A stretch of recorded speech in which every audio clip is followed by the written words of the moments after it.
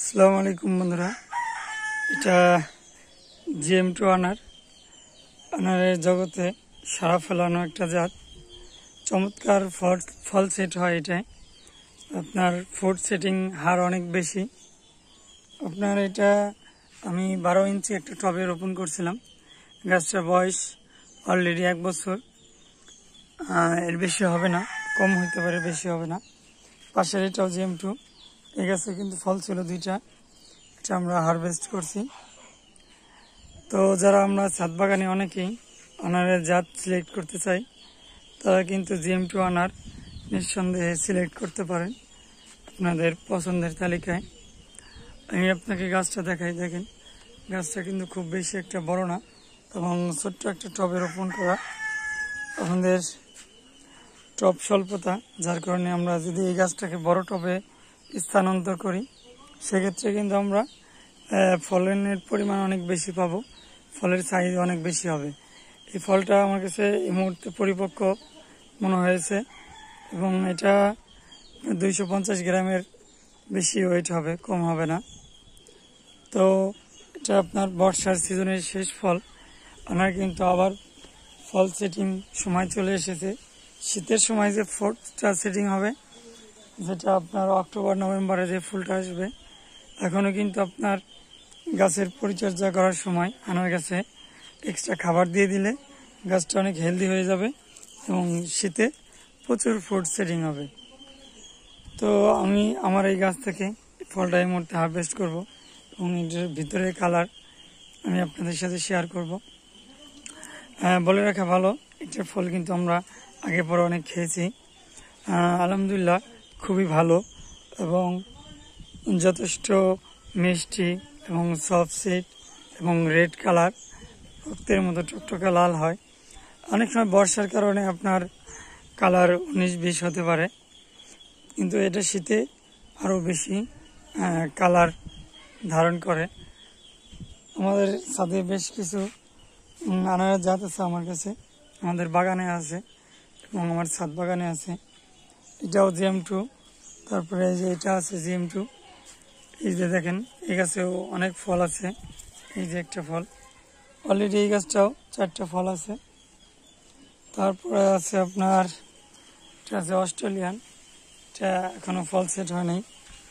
তারপরে আছে আপনার এই পাশে আর্মেনিয়া, এটাও একটা ভালো জাত। তো আমার এই গাছগুলোর বয়স খুব বেশি না, 1 বছর আগে লাগানো। এই পাশে আরও বেশ কিছু জাত আছে, এগুলো এখনো ফল আসে নাই। এই যে পাশে আছে, তারপরে এই পাশে আছে। তো আশা করি আগামীতে এসে যাবে শীতের যে এটা ফুড সেটিং, ওই সেটিংয়ে আশা করি ফল পাবো ইনশাল্লাহ আমরা। তো ভিডিও খুব দীর্ঘ করব না, এখানে শেষ করব। তো ফলটা আসলে হারভেস্ট করে দেখি কি অবস্থা, পচে গেছে না ভালো আছে। মানে সময় স্বল্পতার কারণে ফলটা হারভেস্ট করা হয় না।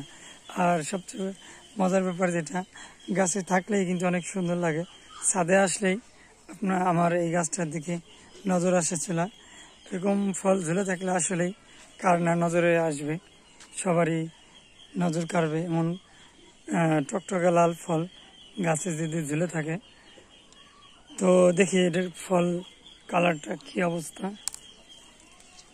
ভিতরে কেটে, যদিও আমি একাই ভিডিও করতেছি, আমার সহযোগী কেউ নেই, তো আমি এই মুহূর্তে ফোনটা হোল্ড করব। হোল্ড করার পরে ফলের ভিতরে কালারটা কি সেটা আমরা দেখব। বন্ধুরা, আমাদের এই ফলটা বেশি পেকে গেছে, যার কারণে বেশ কিছু দানা, মনে কর 70% দানা নষ্ট হয়ে গেছে অতিরিক্ত পাকার কারণে, আমরা এটা খেয়াল করিনি।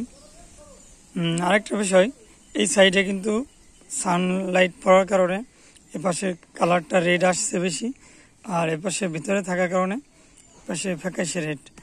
আসলে এটা মূল কারণ না, আপনারা হয়তো আমার ভিডিও দেখে অনেকে অবাক হবেন, ভাই আপনি বললেন ভিতরে লাল কালার হবে কিন্তু দেখতেছি সাদা। আমি আগেই বলছি ভিডিওতে, বর্ষায় আনারের কালার টকটকা লাল আসবে না কখনোই, এটা আপনি শীতে খুব টকটকা লাল পাবেন। তবে প্রচুর মিষ্টি, এখান থেকেও 2-1টা সিড ভালো আছে, সেটা আমি খাইলাম। প্রচুর মিষ্টি, একদম অনেস্টলি কোনো টক ভাব নেই এবং আপনার বীজ শক্ত নেই। GM2 আনার সম্বন্ধে অনেকেই জানে, এটা আমার নতুন করে বলার কিছু নাই। তো আরেকটা ফল কেটে দেখি কি অবস্থা।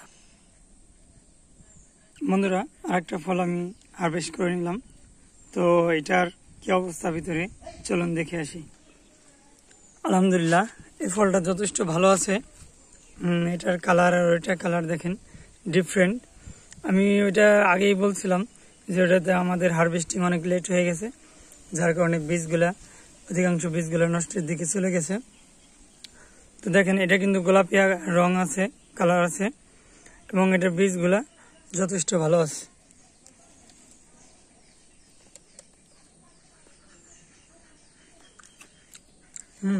অনেক মিষ্টি, আলহামদুলিল্লাহ। তো এই ছিল আজকের রিভিউ। তো আনারের আরেকটা বিষয়, যেটা ফল হারভেস্টিং টাইম 120 দিন বা কোনো কোনো জাত 100 দিন, এর বেশি গেলে কিন্তু আপনার ফলটা বেশি পেকে নষ্ট হয়ে যাবে। অবশ্যই এই ব্যাপারটা আপনারা খেয়াল রাখবেন। ধন্যবাদ।